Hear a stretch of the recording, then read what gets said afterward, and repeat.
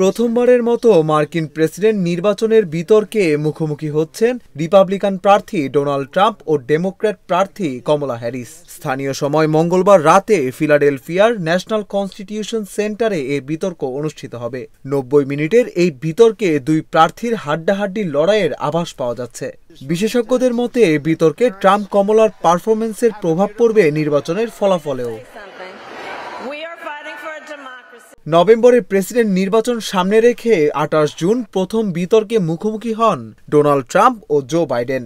বিতর্কে রিপাবলিকান প্রার্থীর কাছে ধরাশায়ী হন ডেমোক্র্যাট নেতা। ট্রাম্পের কাছে বিতর্কে পরাজয়, দলের অভ্যন্তরে মতানৈক্য এবং স্বাস্থ্যজনিত সমস্যা সহ নানা কারণে প্রেসিডেন্ট প্রার্থিতা প্রত্যাহার করেন বাইডেন। সমর্থন দেন ভাইস প্রেসিডেন্ট কমলা হ্যারিসকে। আগস্টে ডেমোক্র্যাটদের জাতীয় সম্মেলনে প্রেসিডেন্ট প্রার্থিতা চূড়ান্ত হয় কমলার। এবার কমলা হ্যারিসের সঙ্গে মুখোমুখি বিতর্ক করতে যাচ্ছেন ট্রাম্প। মার্কিন গণমাধ্যম এবিসি নিউজ এই বিতর্কের আয়োজন করছে। বিতর্ক ইস্যুতে দুই প্রার্থীর জন্য কিছু নিয়মও বেঁধে দিয়েছে এবিসি কর্তৃপক্ষ। নিয়ম অনুযায়ী প্রার্থীরা কোনো স্বাগত বক্তব্য দেওয়ার সুযোগ পাবেন না। প্রশ্নের মাধ্যমেই শুরু হবে বিতর্ক। প্রতিটি প্রশ্নের জবাব দেওয়ার জন্য 2 মিনিট করে সময় পাবেন ট্রাম্প কমলা। জবাবের পর পাল্টা জবাব দেওয়ার জন্য অপর প্রার্থী পাবেন আরও 2 মিনিট। তাছাড়া হাতে কোনো চিরকুট বা কাগজ রাখা যাবে না।